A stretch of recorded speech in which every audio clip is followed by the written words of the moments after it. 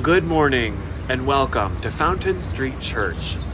My name is Christopher Rowe, and I have the honor of serving as one of the ministers here at the church, serving both ministries of spiritual life and learning, as well as serving as the acting minister for this season. On behalf of our dispersed congregation, you are welcome here, and we are glad you have come to worship with us. This morning we welcome Reverend George Hartwell, who is a good friend of Fountain Street Church, the former mayor of Grand Rapids, an ordained minister, and perhaps most inspiring, an environmental activist. We are honored that he has agreed to join us this morning, and we hope you find inspiration and hope and comfort from his words. As we all gather and prepare our hearts this morning for this virtual realm of worship, I want you to hear these words of welcome and introduction. Hungry for meaning? Welcome home. Thirsty for purpose? Welcome home. Yearning for comfort? Welcome home. Burning for challenge? Welcome home. Ready for learning? Welcome home. Eager for serving? Welcome home.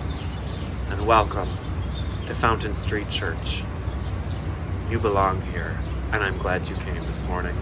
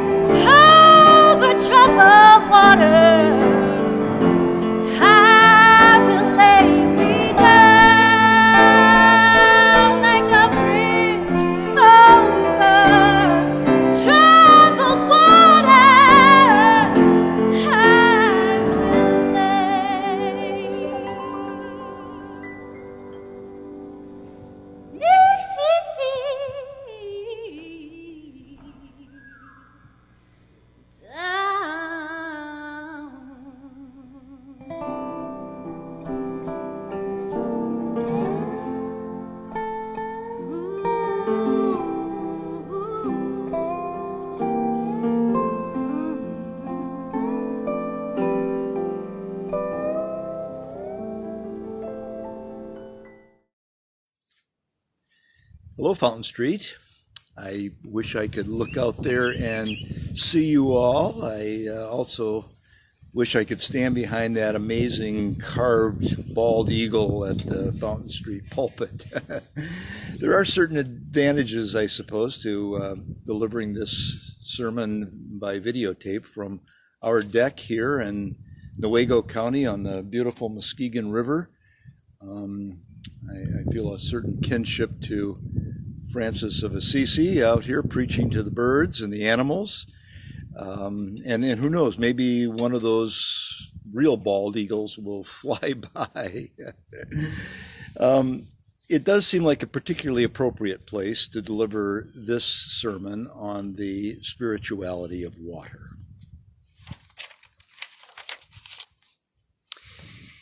In our family, wrote Norman Maclean, the author of A River Runs Through It, in our family there was no clear line between religion and fly fishing. And I relate.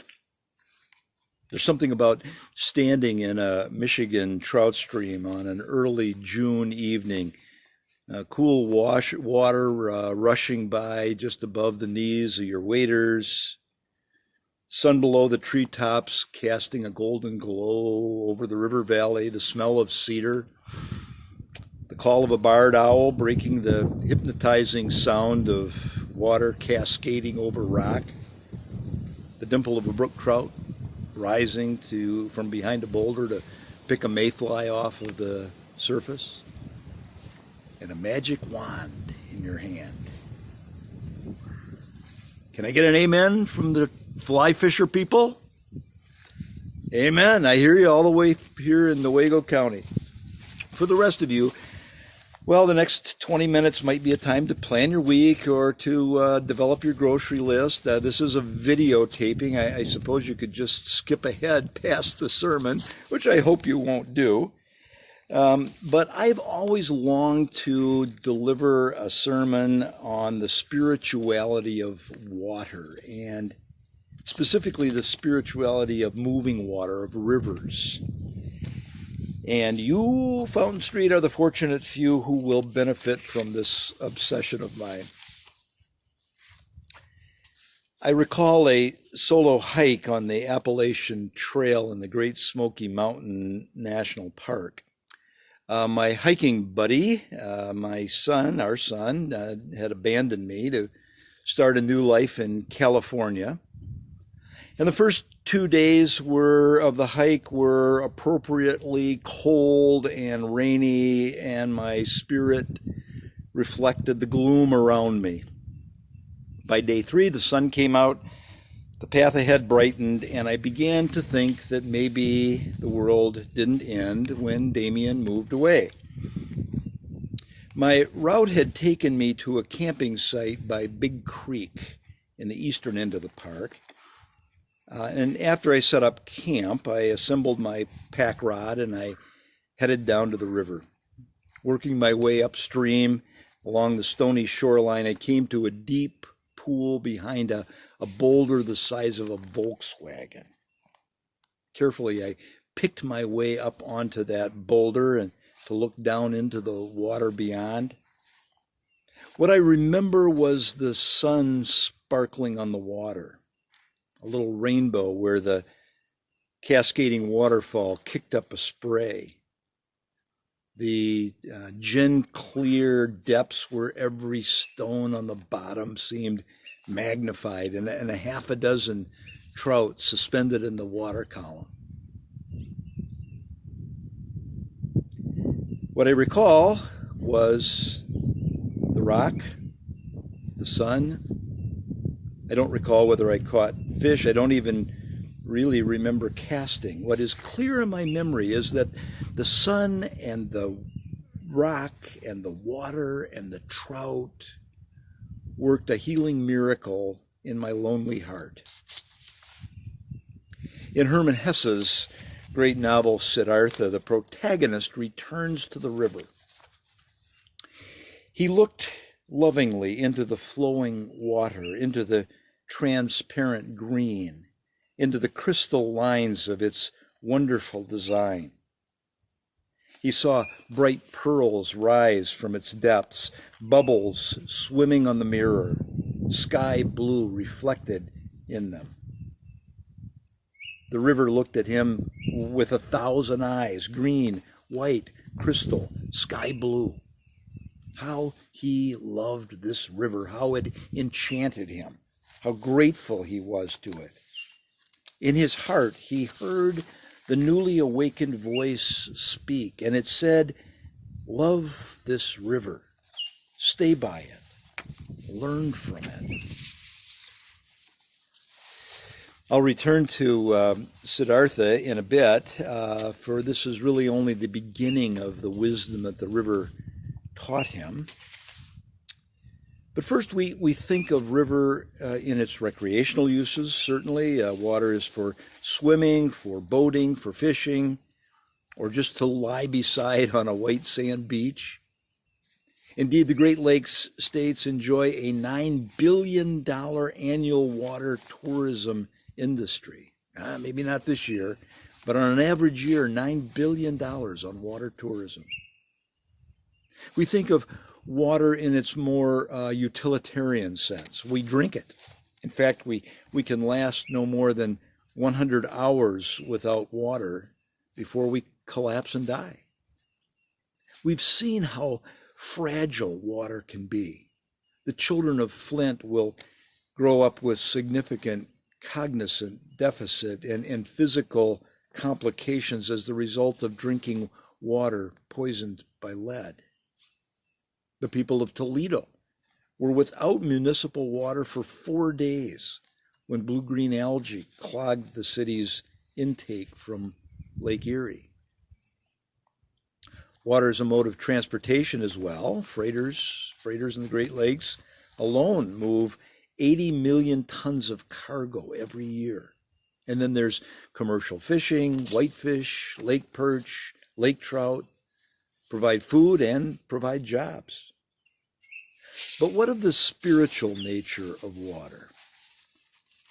Well, let's start with its symbolism. Water plays an important role in religious traditions. God parted the water for the Hebrew people escaping from Egypt, and he closed it back in over their assailants. Moses touched the rock with his staff in the barren, brutal, arid wilderness, and water gushed forth. Water, in both cases, was seen as a sign of the power and the providence of the Almighty, a promise kept, a hope restored. The river Styx in Greek mythology, the river Jordan in the Abrahamic traditions, the Ganges River in Hindu tradition, and the Yol River of Norse mythology, all separated the living from the dead, the life of toil and pain and suffering from the Elysian fields, from the promised land. Crossing was difficult, but the joy of eternal rest lay beyond on the other shore. Rivers as symbols. In fact, the symbolism of the Christian baptism is profound, going down into the water where the baptized die with Christ to be raised with him, cleansed and forgiven. I trust nobody literally dies when they're baptized. It's a symbolic act, and the medium is water. My Blessed Mother was a Southern Baptist from Alabama, and the experience of being fully immersed in the waters of Sipsey Swamp at her baptism stayed with her for her entire life. I was baptized at East Congregational Church as a 14-year-old, and I vividly remember the Reverend Herbert Studebaker filling his giant palm with water that ran down over my head and over my collar and changed my life. Yes, water is a symbol. But powerful as symbol is, and we all know the power of symbol, it doesn't do justice to the full meaning of water as a spiritual medium. So think of this. We came into the world from a watery nest in the womb of our mother. Water washes us into the world. Our body consists of water. In fact, 60% or more of our body, according to the biologists, is water. We come from water, we are water, and we go to water. When John of Revelation wanted to show a vision of the future life in the new heaven and the new earth, he wrote, "Then the angel showed me the river of the water of life, bright as crystal, flowing from the throne of God and of the Lamb through the middle of the city, of the streets of the city. On either side of the river is the tree of life with its 12 kinds of fruit, producing its fruit each month. And the leaves of the tree are for the healing of the nation." And the Genesis creation story reminds us that out of chaos came water, and out of water came everything else that followed. Evolutionary biology confirms that life emerged first from water. Simple, single-cell organisms formed in the water, and then they evolved into ever more complex forms. When that biological evolution reached a certain stage, some of those complex forms came out of the water and onto land and became even more complex. At a much later stage, one of those complex land-living organisms stood up and began to use tools and developed self-awareness. But it all started in water, and the stamp of water is on us still and in us. Another hike. This one on the Pictured Rocks Trail from Munising to Grand Marais in the Upper Peninsula of Michigan. The day ended at Chapel Beach, a campsite on the shore of Lake Superior. I made camp, I ate my dinner, and I wandered over to the edge of a bluff looking out over the lake.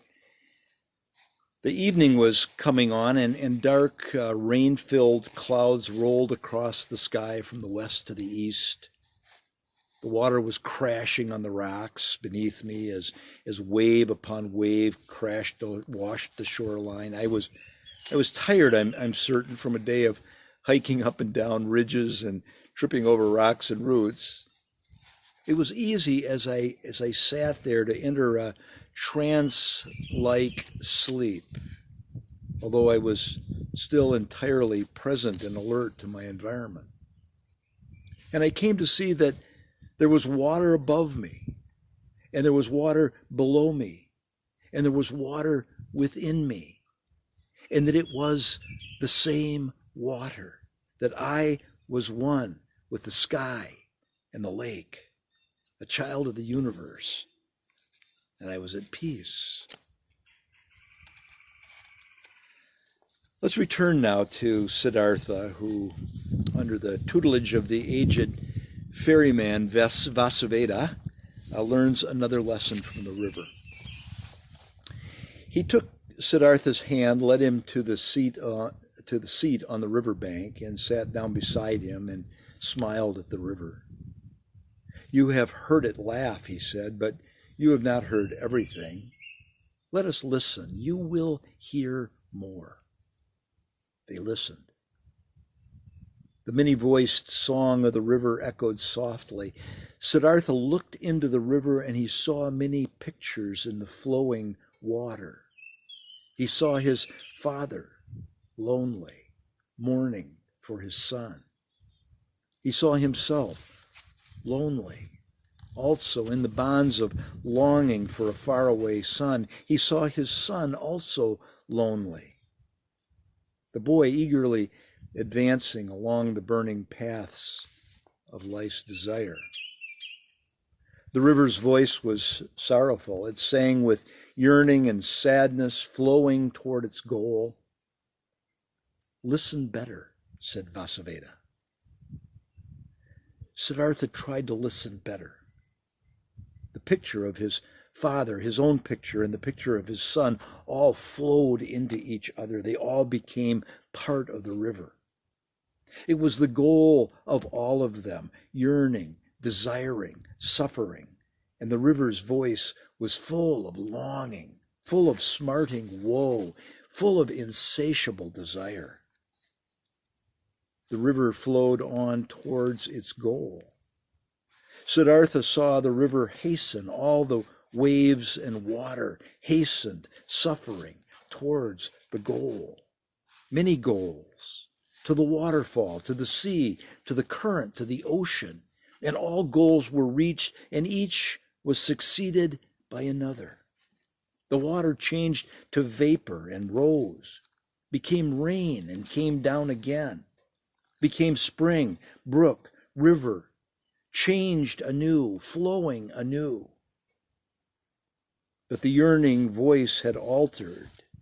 It still echoed sorrowfully, searchingly, but other voices accompanied it, voices of pleasure and sorrow, good and evil voices, laughing and lamenting voices, hundreds of voices, thousands of voices. He was now listening intently, completely absorbed, quite empty, taking in everything.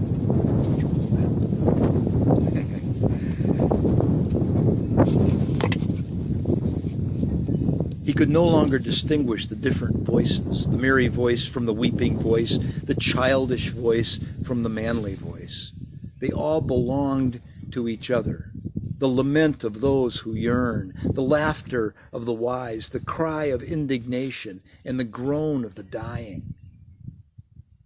They were all interwoven and interlocked, entwined in 1,000 ways, and all the voices, all the goals, all the yearnings, all the sorrows, all the pleasures, all the good and evil, all of them together was the world.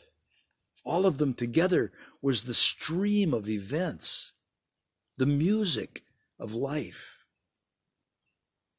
And then the great song of 1,000 voices consisted of one word, Om. Perfection.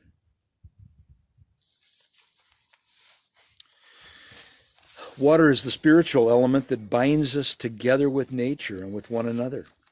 Water is life. If we come from water and consist of water, then water is our common bond. Distinctions of race, gender, age, ability, they all vanish, submerged in the water of life. Water also binds the present to the past and the future. All the water that will ever be came into being in a cosmic event at the beginning of time. No more water has been made. Neither has any water been lost. It just changes shape. Sit beside a river and watch its flow. Our Muskegon River, where Susan and I live, today is flowing at about 2,200 cubic feet per second, and that's pretty average for this time of year. But it's been flowing since the glaciers melted, and it flowed somewhere before the glaciers, and it will flow long after I am gone, long after humans no longer inhabit the earth. Indigenous peoples think of rivers as the circulatory system of our Mother Earth.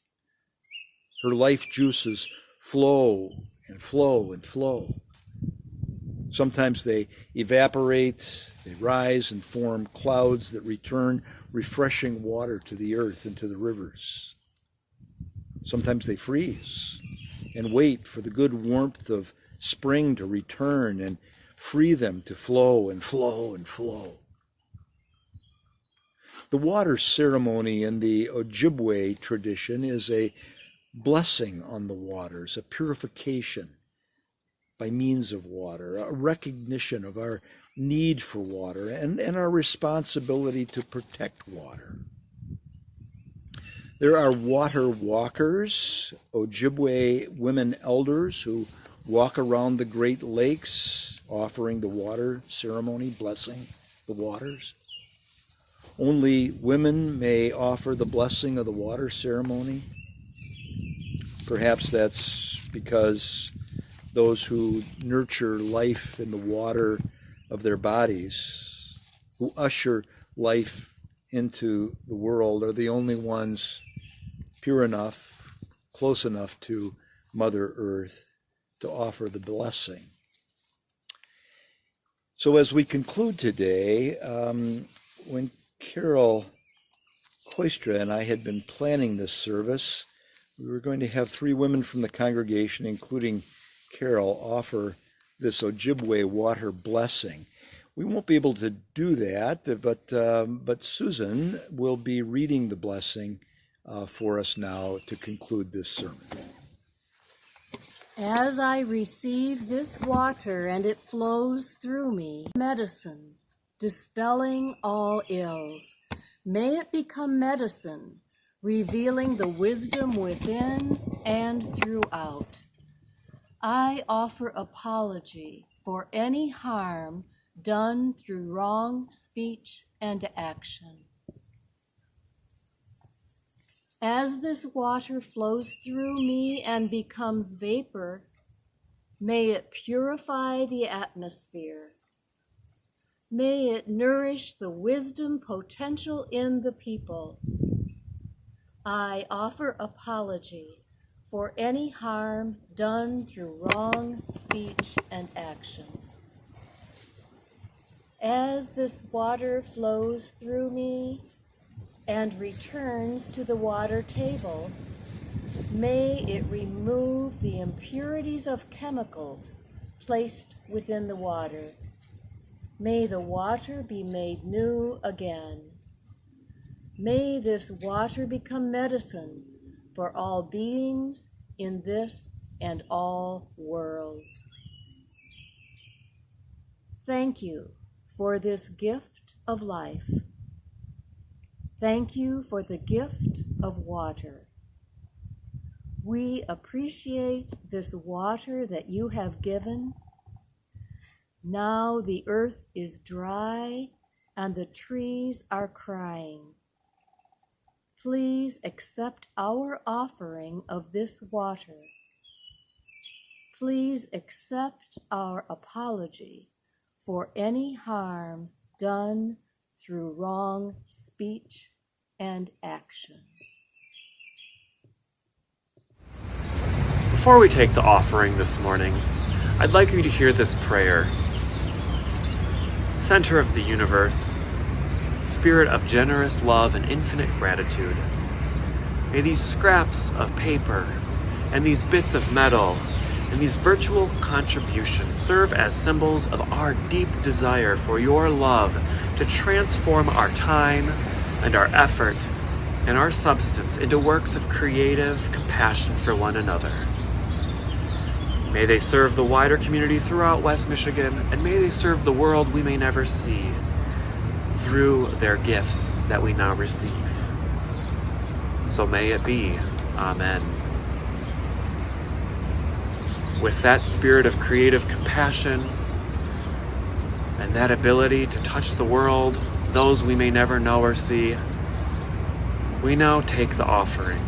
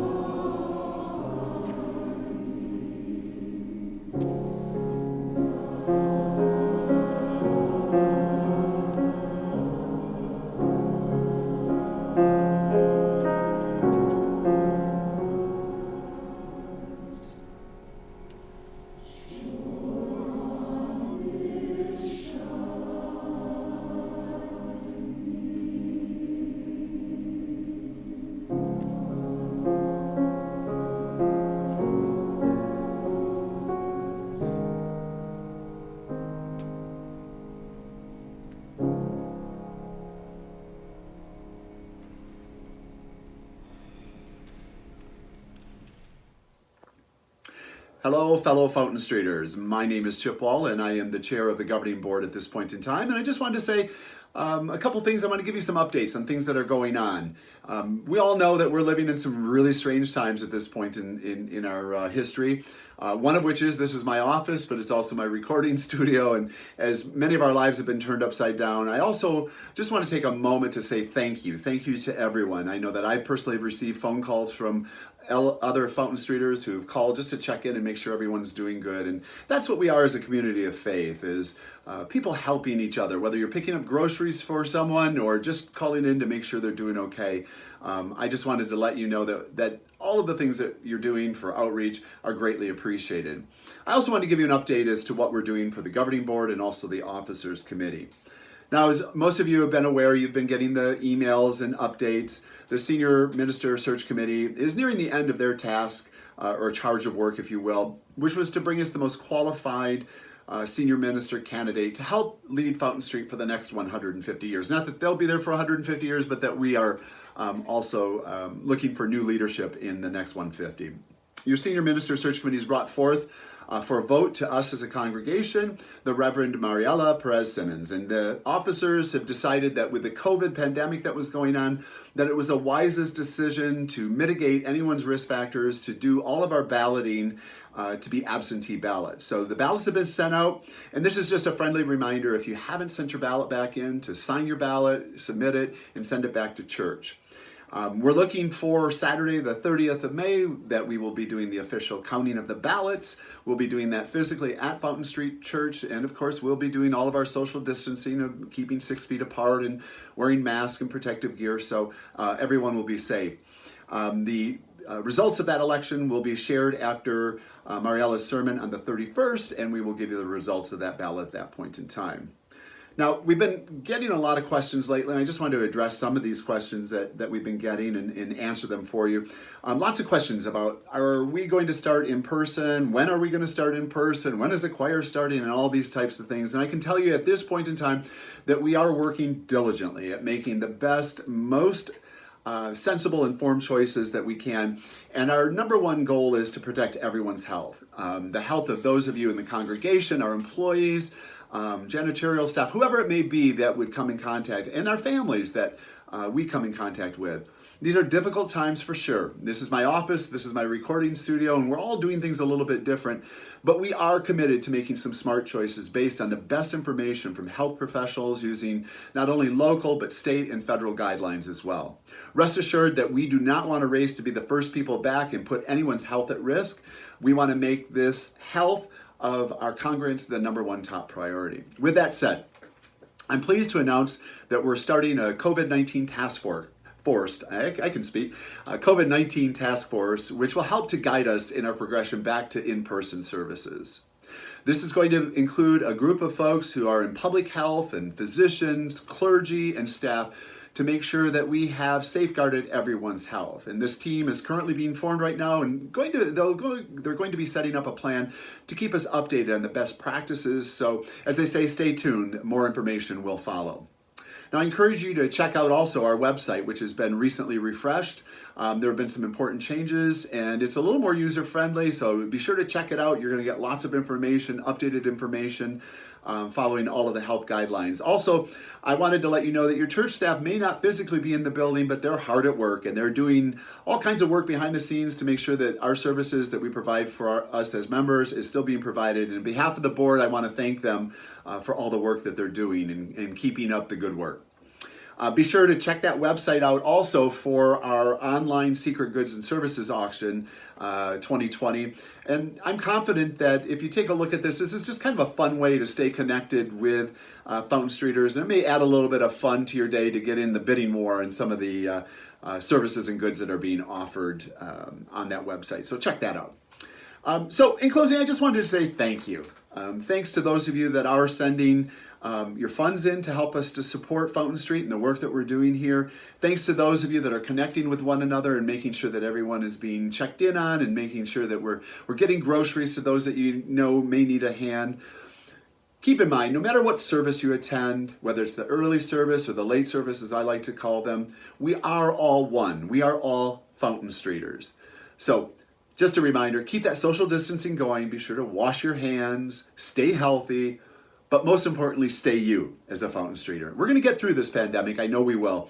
And I look forward to the day when we will be seated side by side at Fountain Street in worship together. Until then, stay safe, and thank you so much. Have a great day. For our prayer this morning, I invite you to hear these words from Mary Oliver. I don't know who God is exactly, but I'll tell you this. I was sitting in the river named Clarion on a water-splashed stone, and all afternoon I listened to the voices of the river talking.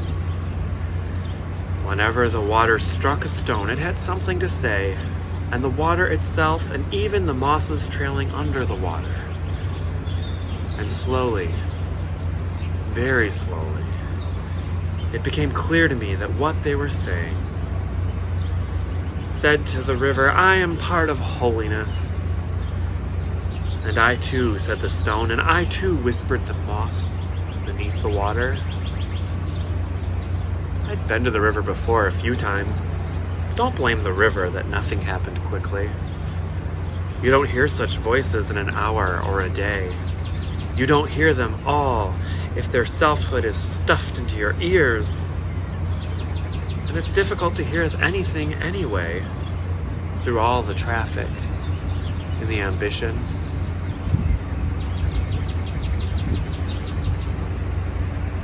Will you take a moment to pray with me?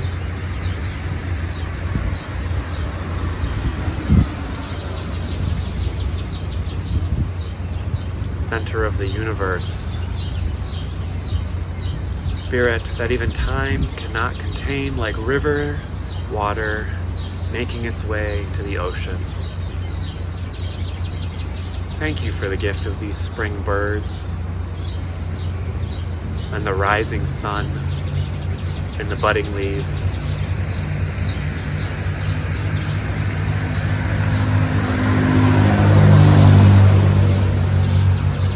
Thank you for the gift of spring and the awakening of the universe all around us. Center of the universe, we thank you this morning for the gift of silence where water speaks, where birds sing and flowers echo their song into our hearts.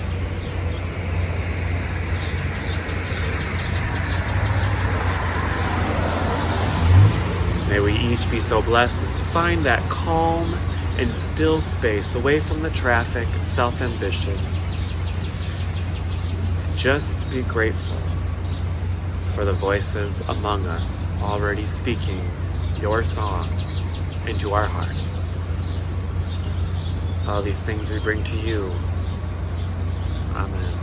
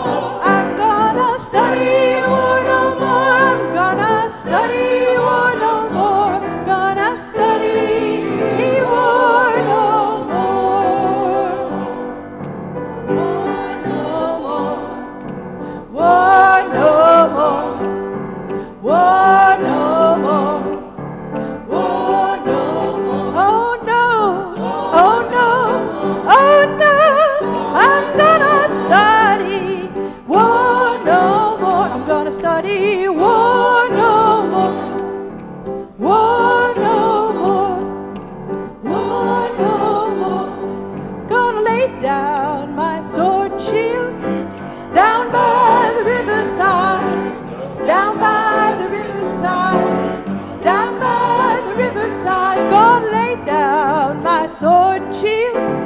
Down by the riverside, gonna study war no more. I'm gonna study war no more. Oh, I'm gonna study war no more. Oh, I'm gonna study war no more. I'm gonna study war no more. Gonna study war no more.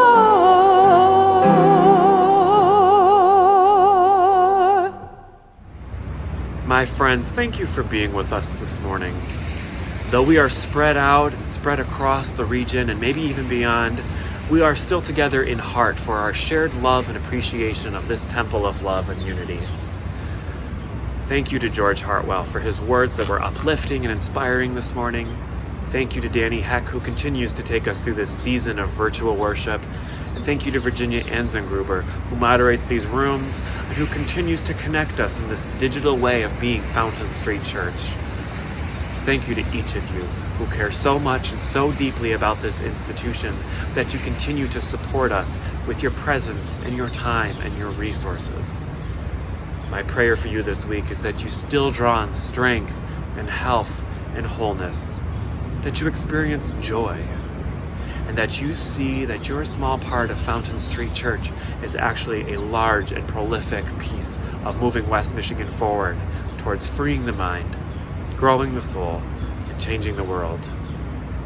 Until next week, go in peace, be empowered by love and support and strength, and stay resilient, my friends. Amen.